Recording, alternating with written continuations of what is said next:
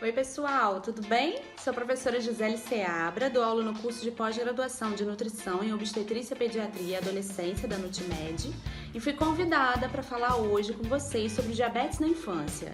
Eu trabalhei no IED, no Instituto de Diabetes e Endocrinologia aqui do Rio de Janeiro, com pacientes com diabetes, gestantes, crianças, adolescentes e adultos. Tive uma experiência vasta com esses pacientes e o diabetes faz parte também da minha vida acadêmica desde a graduação. Me identifiquei e acabei estudando sobre diabetes em todos os meus cursos, graduação, especialização e mestrado. Atualmente eu trabalho no Hospital Naval Marcílio Dias, sou nutricionista e vim dividir um pouquinho hoje a minha experiência com vocês sobre diabetes na infância. O que é o diabetes? O diabetes é uma doença, é um problema de saúde pública que tem taxas alarmantes, inclusive nas crianças e adolescentes. O diabetes principal, o que é mais prevalente nas crianças e nos adolescentes é o diabetes tipo 1, que está relacionado à autoimunidade, os autoanticorpos, que a criança possui, que acabam destruindo as células beta-pancreáticas, que são as produtoras de insulina. Então, eles cursam com uma deficiência total de insulina, necessitando de insulina exógena. Mas, atualmente, a gente observa também o aumento desse diabetes tipo 2 em crianças e adolescentes, que ocorre em paralelo ao aumento da obesidade nesse público. Infelizmente, o Brasil ele é o quarto país com maiores taxas de diabetes no mundo, perdendo apenas para a Índia, para a China e para os Estados Unidos. E nós, nutricionistas, os profissionais de saúde, nós temos uma grande importância no freio desse desenvolvimento da doença e a evitar complicações a curto e a longo prazo. Então, é nessa faixa etária que as crianças estão moldando, formando seus hábitos alimentares. Então, um dos nossos principais objetivos é criar hábitos alimentares saudáveis nessa criança e também na família da criança e desse adolescente. Propiciar um controle glicêmico e metabólico, a fim de evitar as complicações a curto e a longo prazo que essa criança também pode ter. E também ajudar no crescimento e desenvolvimento adequados desse público. Então, nós temos um papel como nutricionista de forma muito importante a fim de ajudá-los a melhorar esse controle metabólico. Como é que é o tratamento dessas crianças e adolescentes com diabetes? Na verdade, o tratamento ele é baseado numa tríade, que envolve modificações do estilo de vida dessa criança, relacionado à melhora da alimentação, uma alimentação mais equilibrada nutricionalmente, que envolve aí, se a criança não tiver nenhum desvio nutricional, redução de peso ou excesso de peso, envolve uma dieta normocalórica, normoglicídica, atentando para os carboidratos de melhor qualidade, com mais baixo índice glicêmico, aumento de fibras, principalmente as solúveis, de acordo com a idade também dessa criança, com a quantidade adequada, normoproteica, normolipídica, e também adequada em distribuição de micronutrientes. Micronutrientes que também estão envolvidos no controle glicêmico, principalmente como magnésio, cromo e todos os outros. Então, não há nada diferente, da prescrição nutricional, em relação à criança que não tenha o diabetes. Porém, a gente tem que atentar para uma educação nutricional e uma composição dessa dieta o mais saudável possível, a fim de propiciar controle glicêmico, controle metabólico e crescimento e desenvolvimento adequados dessa criança e do adolescente. Outro pilar aí dessa tríade é a atividade física, é a redução de tempo de tela dessa criança e adolescente e maior estímulo à atividade física para melhorar sensibilidade à insulina, para melhorar controle glicêmico e controle lipídico também.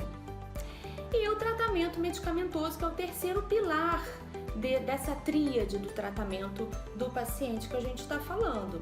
Então, o tratamento medicamentoso, ele envolve o quê? Medicamentos antidiabéticos orais, né? Dependendo do estágio e do tipo do diabetes. Insulina exógena, né, para quem cursa com deficiência total de insulina, como é o caso do diabetes tipo 1 ou o caso do diabetes tipo 2 em estágios mais avançados, né? Então tem uma tríade para tratar o paciente diabético. E atualmente a gente fala muito da educação em diabetes, ou seja, além dessa tríade básica, educar esse paciente em relação o que era uma hiperglicemia, quais são os alvos glicêmicos que ele tem que atingir pré e pós-prandiais, como lidar, né, como reverter a hipoglicemia, o que é uma hipoglicemia, o que é a doença, quais são as complicações a curto e longo prazo que ele pode ter se a glicemia estiver descontrolada. Então, o paciente, que no caso é a nossa criança e adolescente, a família e os cuidadores dessa criança, além da família, como é o caso da escola e outros lugares que ela frequenta, eles devem ser educados, ou seja, aprender em relação à doença para ajudar essa criança. Então, hoje a educação em diabetes está também fazendo parte, né, nessa tríade como forma de tratamento. E depois que a gente tratar esse paciente, ele deve ser, né, depois que a gente traçar um plano alimentar para esse paciente, né, que é o nosso caso, a gente deve monitorar esse paciente, né, avaliar, né, as glicemias, né, saber, né, os valores pré e pós-prandiais. Eles devem se automonitorar para saber se está tendo uma adequação ou não dos valores glicêmicos e se o tratamento, né, e sua adesão está surtindo efeito, tá? Então tem valores adequados para crianças e adolescentes para eles terem, né, de glicemia antes e após as refeições. Além disso, a gente tem uma outra forma que é o padrão ouro no controle do diabetes, que é a hemoglobina glicada, né? Que se o paciente não tiver descontrolado, né, não apresentar descontrole glicêmico, pelo menos 2 medidas ao ano ele deve fazer essa hemoglobina glicada. O que é hemoglobina glicada? É um parâmetro que até 2010 era considerado apenas para avaliação do controle glicêmico, mas que atualmente, né, ele também se mostrou eficaz, né, na ajuda do diagnóstico do diabetes, tá? É o padrão ouro para avaliar o controle glicêmico nos pacientes com diabetes. Então, a hemoglobina glicada avalia uma média de glicemia em 3 a 4 meses anteriores ao exame. Para crianças e adolescentes, o valor tem que estar abaixo de 7,5%, né, no geral, para considerar adequado. Caso essa criança apresente hipoglicemias frequentes, esse valor pode ser um pouquinho mais aumentado, tá? Mas geralmente é abaixo de 7,5% nesse público, para considerar um bom controle glicêmico.